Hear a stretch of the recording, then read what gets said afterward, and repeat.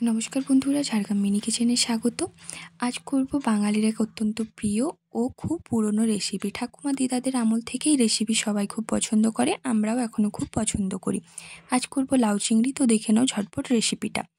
তার জন্য দেখো আমি কড়া বসিয়ে নিয়েছি। কড়ার মধ্যে প্রথমে দিয়ে দিলাম সর্ষের তেল। এরপর আমি চিংড়ি মাছ নিয়ে নিয়েছি। চিংড়ি মাছগুলো নিয়েছি কুচো চিংড়ি। কুচো চিংড়িতে লাউ চিংড়ি খুব ভালো হয়, ওই জন্য আমি কুচো চিংড়ি নিয়ে নিয়েছি। চিংড়ির মধ্যে আমি দিয়ে দিলাম নুন আর হলুদ। নুন হলুদ দিয়ে ভালো মতো চিংড়ি মাছগুলো লাল লাল করে ভেজে নেব। চিংড়ি মাছগুলো আমার ভাজা হয়ে গেছে, তাই আমি চিংড়ি মাছগুলো তুলে রেখে দিচ্ছি। এরপর আমি আরেকটা কড়া বসিয়ে নিয়েছি। কড়ার মধ্যে দিয়ে দিলাম সর্ষের তেল। সর্ষের তেল দিয়েই কিন্তু পুরো রান্নাটা করব। এরপর আমি তেলের মধ্যে দিয়ে দিলাম তেজপাতা আর দিয়ে দিলাম জিরে।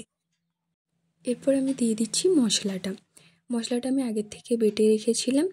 পেঁয়াজ, রসুন, আদা আর লঙ্কা, এটাকে আমি বেটে রেখেছিলাম, ওই মশলাটাই আমি দিয়ে দিয়েছি।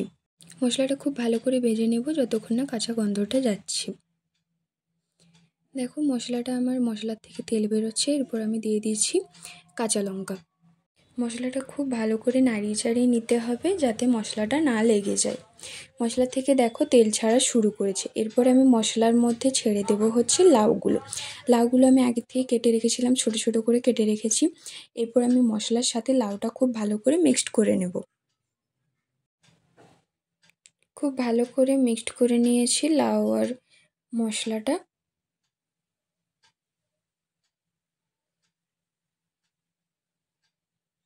এরপর আমি পরিমাণ মতো দিয়ে দিলাম নুন, হলুদ আর দিয়ে দিলাম কাশ্মীরি রেড চিলি। এরপর আরও ভালো করে নাড়িয়ে চাড়িয়ে নেব, সব একসাথে মিক্সড করে নেব।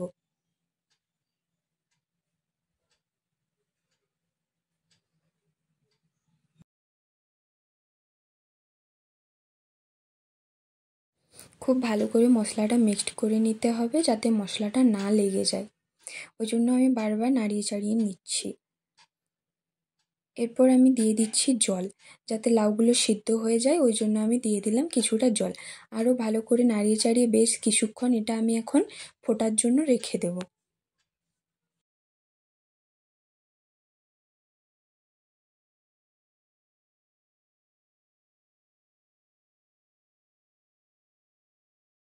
দেখো লাউগুলো সিদ্ধ হয়ে গেছে।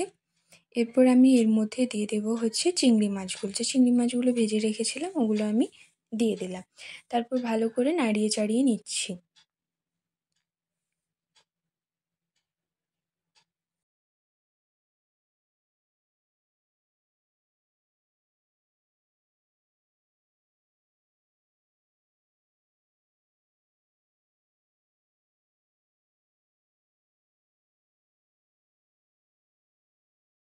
খুব ভালো করে নাড়িয়ে চাড়িয়ে নিতে হবে। দেখুন আমি দেখে নিচ্ছি যে লাউগুলো ঠিকমতো সিদ্ধ হয়েছে নাকি। লাউগুলো কিন্তু সিদ্ধ হয়ে গেছে। রান্নাটাও আমার কমপ্লিট।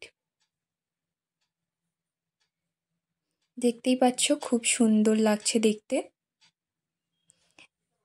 তোমরা বাড়িতে অবশ্যই এই রেসিপিটা ট্রাই করো, খুবই ভালো লাগবে। ভিডিওটি ভালো লাগলে অবশ্যই লাইক, কমেন্ট, সাবস্ক্রাইব করবেন।